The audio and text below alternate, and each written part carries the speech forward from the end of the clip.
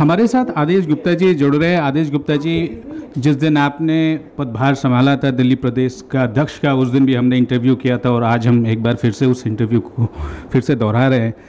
सवाल क्या है, एमसीडी आपके लिए बहुत बड़ा सरदर्द बनता जा रहा है। एमसीडी का पैसा नहीं आ रहा। दिल्ली सरकार ने जो अपने अड़ियल रुख रखा है, कोर्ट भी मामला गया, आप जनता के सामने भी उस कोर्ट में भी हैं और आधिकारिक कोर्ट पे भी हैं। बिल्कुल आपने सही बात कही है कि पिछले 6 सालों में दिल्ली सरकार लगातार निगम को इसलिए अमानवीय व्यवहार कर रहे हैं, इसलिए वो पंगु बना रहे हैं कि राजनीतिक विद्वेष की भावना से, कि दिल्ली में दिल्ली सरकार जनता ने आम आदमी पार्टी को चुन के दिया है और निगम में भारतीय जनता पार्टी की सरकार है। लेकिन जब कोई सरकार चुन जाती है तो उसका काम होता है अंत्योदय की भावना से और लोक कल्याण की भावना से काम करना चाहिए, जो कि दिल्ली सरकार नहीं कर रही है। एक तरफ दिल्ली सरकार अपना बजट तो बढ़ाते जा रहे हैं, अपना बजट वो 37,000 से 70,000 करोड़ रुपए कर दिया है। उन्होंने एमसीडी के हक को मारा है, एमसीडी के बजट को लगातार कम किया है, पिछले साल 650 करोड़ रुपए कम कर दिया।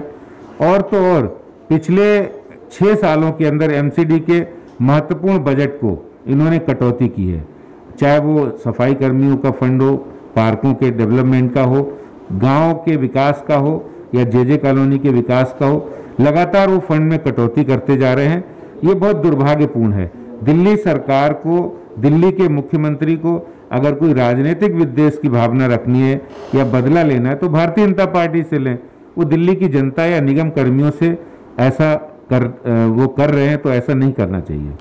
लेकिन सबसे बड़ी दुख की बात यह है कि पेंशन के जो लोग हैं, जो राइटफुल कैंडिडेट हैं, उनको पेंशन नहीं मिल रहा और ये तीनों निगम में बहुत बड़ा नंबर भी है। और आज हम 1-1.25 साल से लॉकडाउन में हैं, तो क्या होना चाहिए? क्या आप अदालत को इस बारे में आप फिर से और रीइंफोर्स करेंगे अपनी बात को? ऑलरेडी एक केस चल रहा है जिसमें दिल्ली नगर निगम, दिल्ली सरकार को कोर्ट ने कहा है 23 फरवरी को कि जो बकाया है तुरंत दिया जाए। उसमें से कुछ इन्होंने दिया है, बाकी अभी नहीं दिया है। मेरा मानना है कि दिल्ली सरकार ने ग्लोबल शेयर निगम का कम किया है, वो 16.5% से घटाकर 12.5 किया, वो भी नहीं दिया, वो भी 10% दिया, फिर 10% में भी इन्होंने कटौती की।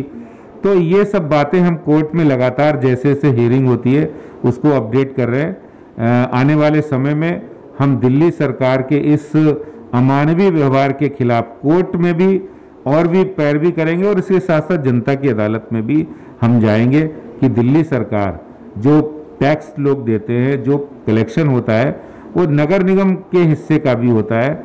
नगर निगम अच्छा काम करे, ये दिल्ली सरकार की ड्यूटी है कि वो पैसा दे। एक अच्छी बात यह है कि नगर निगम ने लगभग 20 से 22% तक वैक्सीनेशन किया है। वो भी तब जब दिल्ली सरकार ने उनके सेंटर्स बंद किए, उनके सेंटर्स को के साथ सही अमाउंट में वैक्सीनेशन का जो वाइल्स थे वो नहीं मिले। तो क्या दिल्ली सरकार का क्या ये दिख नहीं रहा कि वैक्सीनेशन इतना इंपॉर्टेंट है? वो खुद ही कह रहे हैं कि 2 करोड़ लोगों को वैक्सीनेशन करना है और 20 से 22% वैक्सीनेशन म्यूनिसिपैलिटी के द्वारा किया गया है। मैंने वही बात दोहराई है कि जब कोई सरकार होती है तो उसमें सबको साथ लेकर चलने की भावना होनी चाहिए। अगर वो निगम को साथ लेकर नहीं चलते हैं, निगम का इतना बड़ा तंत्र है, इतने बड़ी निगम कर्मी है, वो किसी न किसी रूप में इस कोरोना महामारी में उन्होंने दिल्ली के वासियों का साथ दिया है। वो चाहे सफाई कर्मी हो, डॉक्टर्स हो, पैरामेडिकल स्टाफ हो, टीचर्स हो।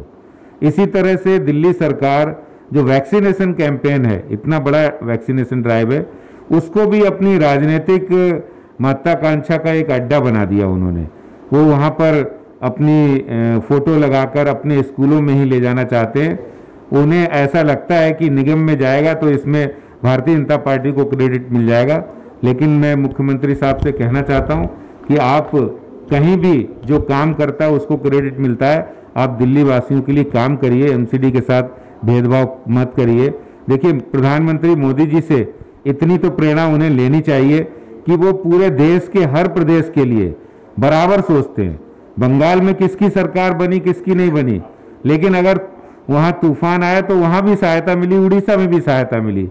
जब कोई देश का प्रधानमंत्री बनता है, जब इसी तरह जब कोई प्रदेश का मुख्यमंत्री बन जाए तो उसे समान व्यवहार जनता के साथ करना चाहिए।